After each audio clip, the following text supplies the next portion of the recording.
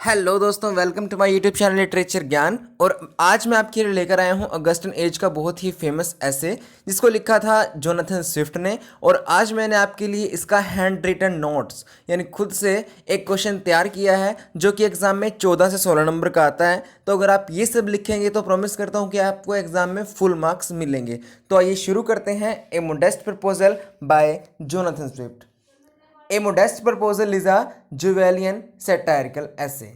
जुवेलियन satirical essay जैसे दोस्तों fine सैटारिकल ऐसे होता है, मोक हीरोइक ऐसे होता है, मोक सैटारिकल ऐसे होता है, इसी तरह ही एक जुवेनेलियन सैटारिकल ऐसे है written by the great writer of Augustan 18th century name Jonathan Swift. और ये ऐसे 18th सेंचुरी अगस्टन एज के 18th सेंचुरी के पोएट ने लिखा है जिनका नाम है Jonathan Swift. It was published in 1729। इसको पब्लिश किया था 1729 में आयरलैंड में, at Ireland. The full title of this essay is, क्या है फुल टाइटल इस ऐसे का?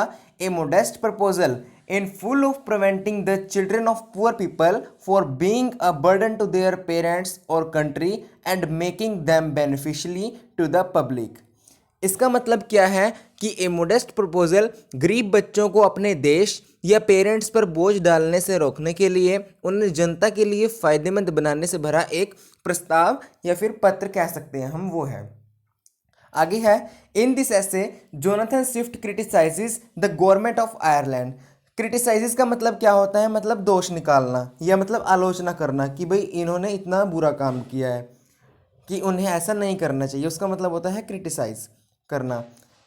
Criticise the government of Ireland. Jonathan Swift ने क्रिटिसाइज किया है गवर्नमेंट ऑफ आयरलैंड को। क्यों किया है? Because the government of Ireland was not giving food to poor children. क्योंकि गवर्नमेंट ऑफ आयरलैंड थी जो, वो गरीब बच्चों को खाना नहीं दे रही थी, ठीक है। So that the condition of poor children become very bad. तो इससे क्या हुआ कि उनकी जो कंडीशन है, उनकी जो रहने की स्थिति है वो बहुत ही ज़्यादा ख़राब हो गई थी। The condition is also very bad to those people children who were illegitimate. और साथ ही उन बच्चों की कंडीशन भी बहुत ज़्यादा ख़राब थी जो कि इलिजिटिमेट थे, यानी नाजायज़ बच्चे थे उस समय में। आगे है, the children dying for hunger. अब क्या है, चिल्ड्रन जो बच्चे थे वो भूख से तड़प तड़प कर मर रहे थे। And use to beg on road, और सड़कों पर जा जाकर भीख मांग रहे थे। So that due to this, और इसी के साथ Jonathan Swift become angry and also upset to see the condition of those children. अब जोनाथन स्विफ्ट जो कि इसके पोएट हैं इस ऐसे के, वो जब इस कंडीशन को देखते हैं बच्चों की तो बहुत ज़्यादा एंग्री, गुस्सा होते हैं और बहुत ज़्यादा नाराज यानी अपसेट होते हैं। तो क्या होता है, सो ही रोट अ सैटारिकल ऐसे ए मोडेस्ट प्रपोजल। तो वो एक सैटारिकल ऐसे लिखते हैं गवर्नमेंट ऑफ आयरलैंड को जिसका नाम होता है ए मोडेस्ट प्रपोजल। अब आगे है purpose of the proposal. Purpose, अगर आप ये सब लिखेंगे ना तो आप लाइन बाय लाइन अगर यही लिखेंगे आप तो एग्जाम में आपको फुल मार्क्स जरूर मिलेंगे। अब आगे है, आपको एक लाइन बनानी है, पॉइंट बनाना है, एक पर्पस ऑफ द प्रपोजल ऐसे। और इसमें लिखना है the main purpose of the proposal was that. अब इसका मेन पर्पस क्या था? To tell the government of Ireland, Ireland की गवर्नमेंट को क्या बताना था?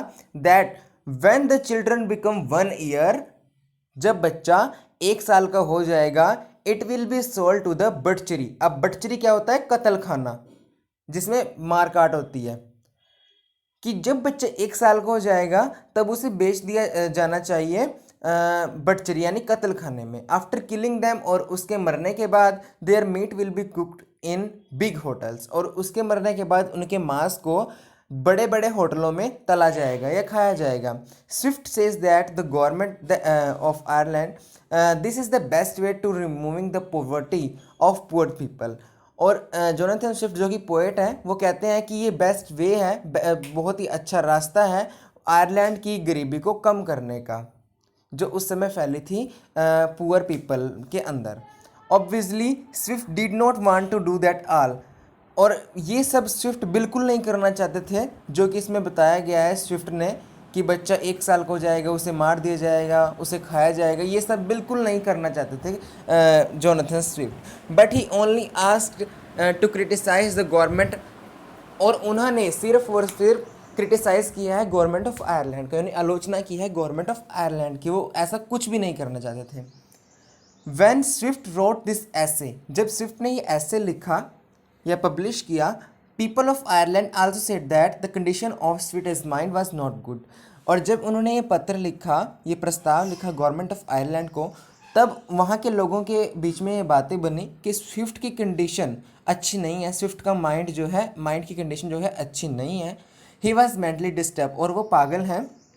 सो he used to say that all thing, और इसी के साथ ये सब बातें वो कह रहे हैं, इसीलिए वो से ये सब बातें कह रहे हैं। उनके दिमाग की हालत जो है ठीक नहीं है। उन्होंने लोगों ने वहाँ के कहा था स्विफ्ट को उस समय में। Swift says that the government, Swift ने गवर्नमेंट को कहा है कि it would be better to kill the children and sell them into the butchery because killing them there are many benefits. अब स्विफ्ट ने कहा है कि ये बहुत ही अच्छा होगा, वहाँ के बच्चों को मार कर उन्हें कत्ल खाने में बेच दिया जाएगा, तो ये बहुत ही अच्छा होगा, और उनके मरने से देयर आर मैनी बेनिफिट्स, और उनके मरने से बहुत सारे फ़ायदे होंगे। And with the help of this benefit we will decrease the poverty of Ireland, और उनके फ़ायदों को लेकर ही हम आयरलैंड की पॉवर्टी को कम कर सकते हैं, यानी आयरलैंड की गरीबी को कम कर सकते हैं।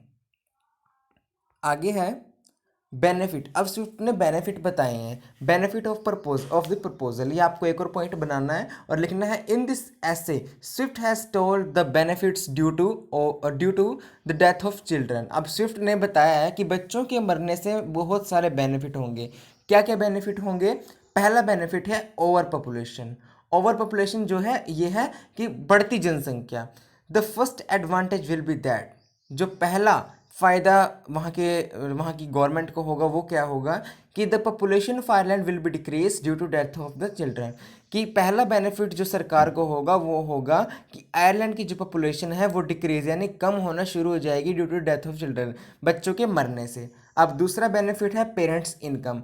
पेरेंट्स इनकम कैसे होगी? The second advantage will be that, जो दूसरा बेनिफिट आयरलैंड की सरकार को होगा वो क्या होगा कि the parents get earn money. वहाँ के जो बच्चों के माता पिता हैं, वहाँ के लोग हैं, वो मनी को अर्न कर सकेंगे when they sold their child to the butchery, जब वहाँ के लोग अपने बच्चों को कत्ल खाने में बेचेंगे। ऑब्वियसली सी बात है कि जब वहाँ के लोग अपने बच्चों को बटचरी में भेजेंगे तो वहाँ से उन्हें जो पैसा मिलेगा उस पैसे को लेकर वो अमीर बन जाएंगे।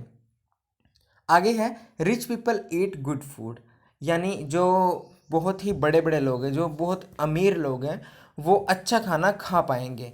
कैसे? The third advantage will be that, जो तीसरा एडवांटेज होगा वो क्या होगा कि the rich people who have a lots of money who eat delicious food and they also enjoy. अब तीसरा एडवांटेज होगा वो क्या होगा कि जो बड़े बड़े अमीर आदमी हैं, जिनके पास बहुत सारा पैसा है, who has lots of money, वो बच्चों का डिलीशियस फूड खा सकेंगे और इन्जॉय कर सकेंगे।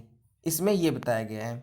आगे है वुमेन इमेज। वुमेन इमेज की औरतों की छवि।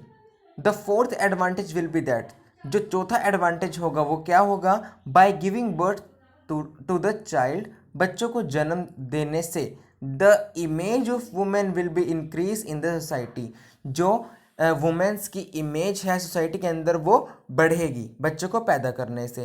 And they also earn money, और साथ ही वो पैसा भी कमा सकेंगी। On the other hand they become a source of income, और बच्चा पैदा करने से अब लोग सोचेंगे कि ये औरत बच्चा पैदा कर रही है, अब इसका बच्चा हम बेच कर आएंगे, तो उनकी इमेज जो है सोसाइटी में बढ़ जाएगी और वो सोर्स ऑफ इनकम बन जाएंगी, यानी इनकम का एक साधन बन जाएंगी।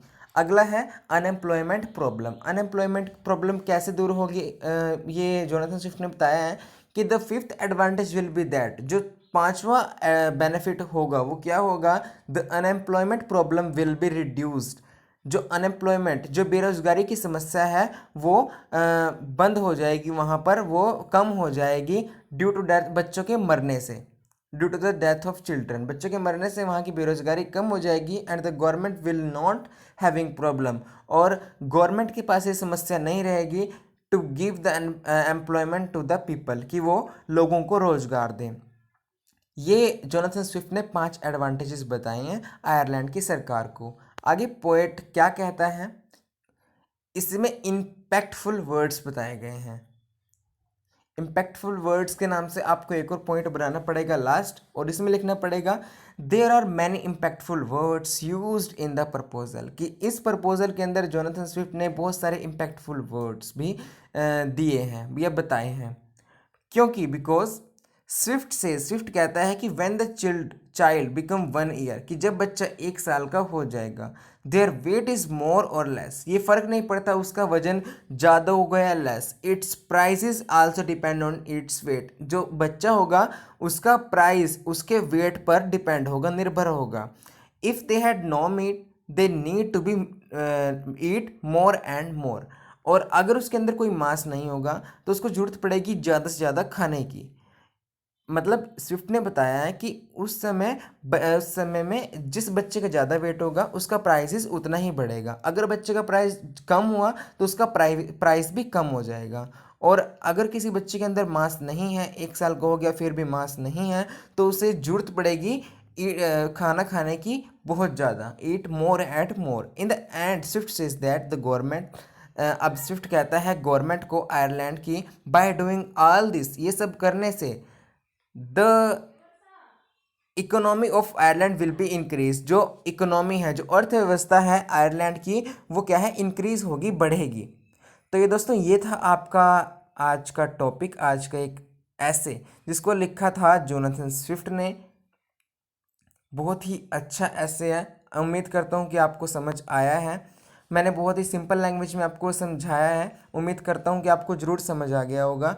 इसी के साथ मैंने इस टॉपिक के ऊपर, इस ऐसे के ऊपर एक और वीडियो बनाई है जिसका मैंने डिस्क्रिप्शन बॉक्स में एक लिंक दिया है, आशा करता हूँ कि आप वो देखेंगे, वो देखने से आपको ज़रूर समझ आएगा। अगर आपकी वीडियो हेल्पफुल होती है, आपके सिलेबस की है और आपको अच्छी लगती है, तो चैनल को ज़रूर सब्सक्राइब कर दीजिएगा, लाइक कर दीजिएगा और कमेंट करिएगा कि आपको वीडियो कैसी लगी। और हाँ, आने वाली हर एक वीडियो को नोटिफिकेशन पाने के लिए बेल आइकन को भी दबा दीजिएगा। तब तक देखते रहिए RRR ज्ञान। Thank you.